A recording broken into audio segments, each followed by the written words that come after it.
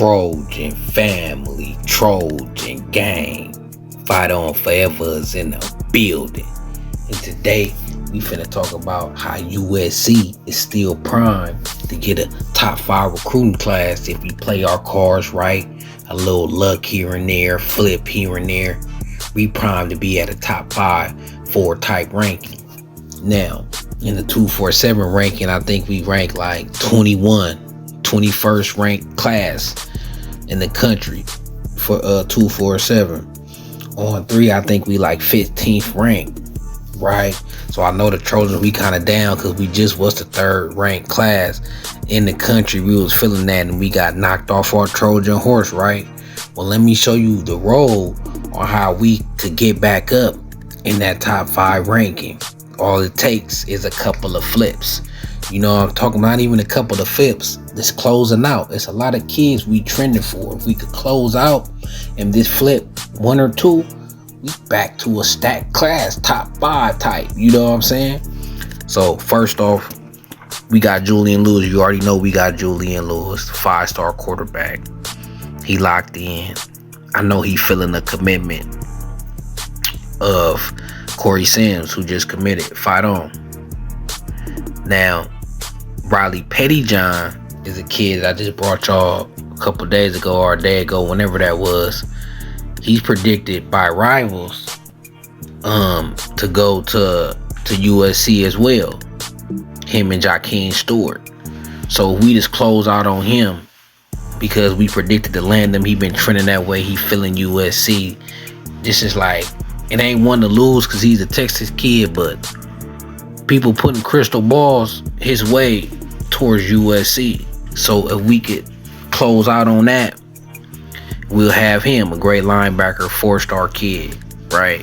Baller, 98 rating, borderline 5-star. He probably be a 5-star by the end of his senior season.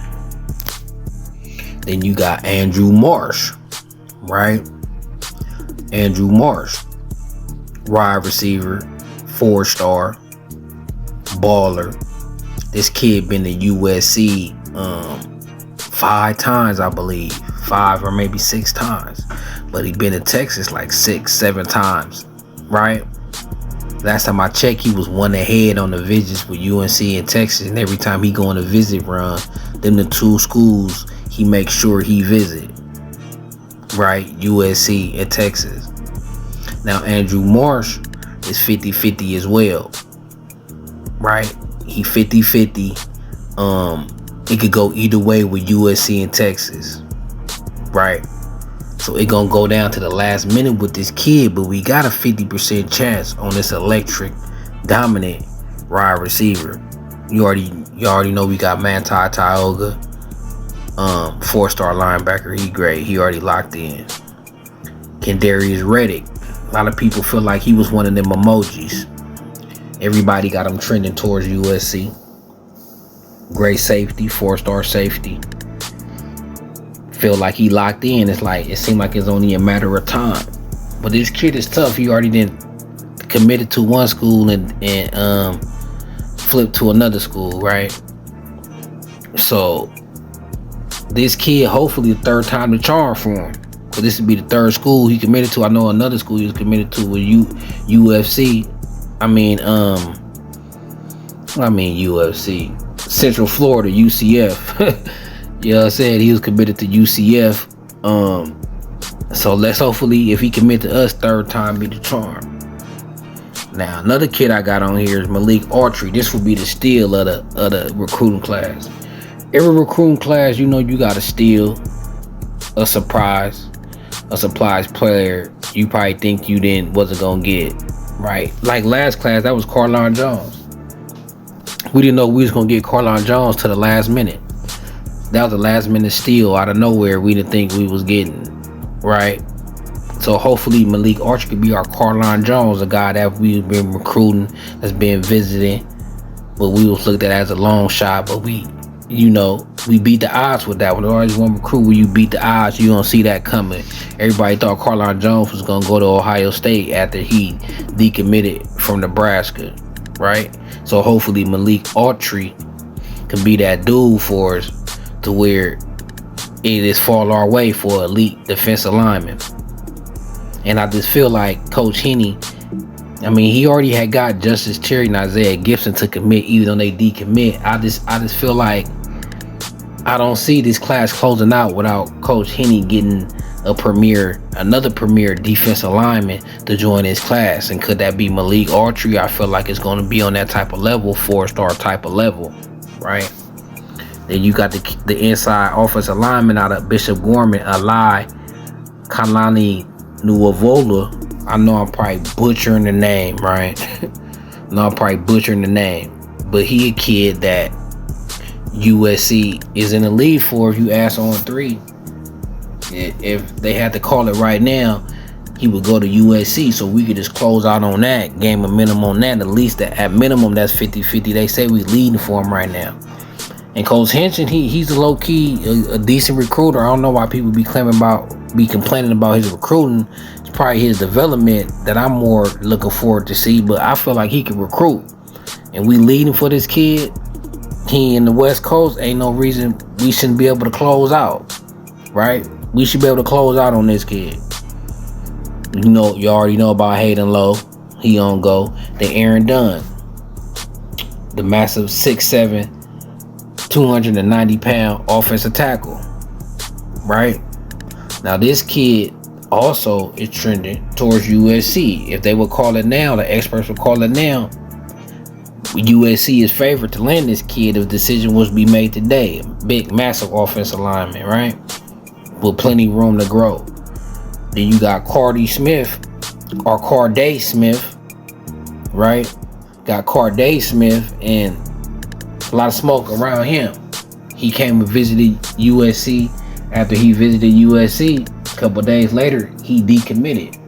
A lot of smoke going on around that Mama Casey is recruiting him hard because his mother went to school with Mama Casey, who is Cameron Fountain's mom, right? So we got the inside track on that. And that's another kid that we favored to land, right? Then you got Corey Sims, he committed, locked in. Shamar Arnold, he locked in. Romero Ison, he locked in. Gus Cordova locked. Tristan Castro, Harry Dalton, Dwayne Morris, Riley Wormley, Floyd Bucard, right? Now this another kid that we favored to land. This is a kid I think is a silent commit. And I feel like he's one of them emojis out there that ain't been claimed for sure, right? I think Corey Sims claimed one of them emojis, right? I think another one of them emojis, because there's still 4 out there. So another one of them emojis, I think it's 3. Is it 3? I think it's at least 3 out there, right? I think Shamar Arnold, I think he took an emoji, and Corey Sims took emoji. So I think it's like 2 or 3 out there. And I think one of them is Floyd Bucard. I hope it is, right? Defensive lineman, underrated, down there in Miami Central. He a baller. I don't know how he a 3-star. You watch his film, turn it on, he get wrecked. And I don't doubt Coach Henny judgment. And he targeted this kid, and we in the lead for him. Then we already got Will Washer. Then Tyler Parker, right? Oregon grabbed Josiah Sharma. So the next best thing in California is Tyler Parker.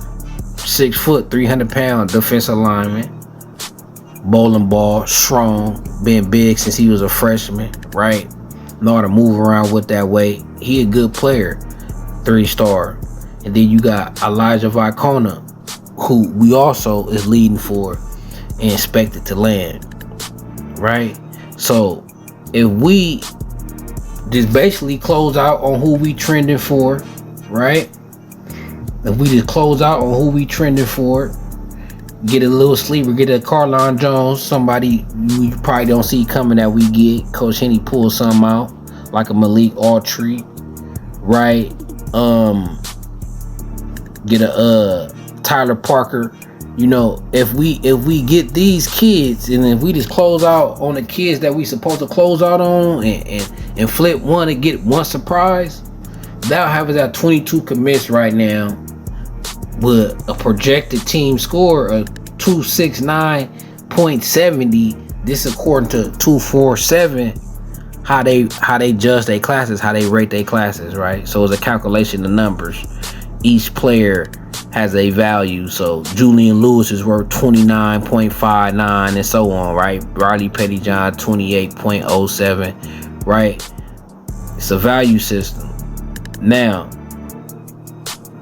if USC secure these kids, what that will put them in as far as the top rankings, right? So we finna see if USC just close out on these kids, and I feel like USC, we gonna sign more than 22 kids right now. That put us at 22 kids. I'm pretty sure USC probably sign at least 25, 26. Like, we gonna have extra scholarships because I only think we at 82, 83 right now. So we gonna at least be able to sign 27, 28 kids.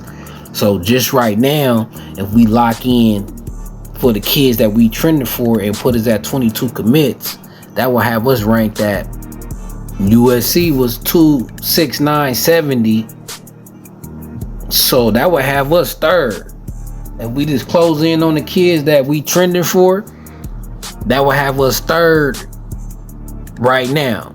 And if we could pull out another Carlin Jones, like snatch Malik Archery, and it is get all Malik Archery is the only kid that we'll have to snatch, and then Andrew Marsh at 50-50. So even if we don't get Malik Archie and Andrew Marsh, I'm pretty sure if we had 269.70 with them, putting us the third ranked class according to 247 metric, right? We'll still be at least top 10, right? We'll still be at least top 10. So we still in position for a top 10 class easy, even if we just land on the kids that we predicted for, that we trended for, right? If we land on them kids and get a sleeper, get one player we don't see coming, like a Carlin Jones, and then get one of our 50-50 battles, like with Andrew Marsh, and we got another like 50-50 battle with Phillip Bell in Ohio State, Marco Jones in Texas A&M, even though it's trending Texas A&M for Marco Jones. Unfortunately, A&M trying to clean up California. They got the second best cornerback out of California. They got Noah Michael. They got the best quarterback out of California, Husan Longstreet, and they trying to get Marco Jones. Texas A&M trying to pull 4 players out of California. So it's like that's getting me kind of worried, because Texas A&M realized that the only big spender on the West Coast is Oregon. So Texas A&M like, hold on, we could spend our money in California. We could throw bags at these top California kids, and they gonna get it, because the only other option they got if they want to have a bag is Oregon. So we got Texas A&M creeping in our backyard, man, and I don't like it, right? I don't like it. But that's for another day, another conversation. I ain't even gonna get on that right now. But if we lock in on the kids, we need to lock in. If we don't not even get Marco Jones, we'll still have a top 5 class, right? We still gonna have a top 5 class, how I look at it. Unless all the guys that we trending for, we just don't get. And usually these predictions be 80-90% accurate, at least for the commitment. Nobody knows how long they're gonna stick, but at least for the commitment. So if all the guys we trending for, we get 90% of them, we get an unexpected and we win a 50-50 battle, we be right back in the top 5. We right back in the top 5. So it's a long season, it's early. I know I got some fans in the comment talking about the class, and I be having to tell them like, yeah, we kind of disappointed in the class right now, but it's still early. It's still early in a lot of games to be played. Like, it's really gonna be about this regular season. So like I said, if we win 9 to 10 games, that 50-50, we gonna have a better chance. You know what I'm saying? We have a better chance winning them 50-50 battles with Marsh and Phillip Bell and Malik Autry and kids like that, right? So that gonna better our chances. We guaranteed gonna have at least a top 5 class. So let's get this season right. Let's hope the guys we got in the foxhole right now is ready. Let's hope Coach Henny coach up a masterpiece on that defensive line, and we stay healthy for the most part and win a lot of games. Because if we do, we can still finish this off with a great class, man. So until then, it's Carter Sports, it's Trojan City, it's SC. So let's go.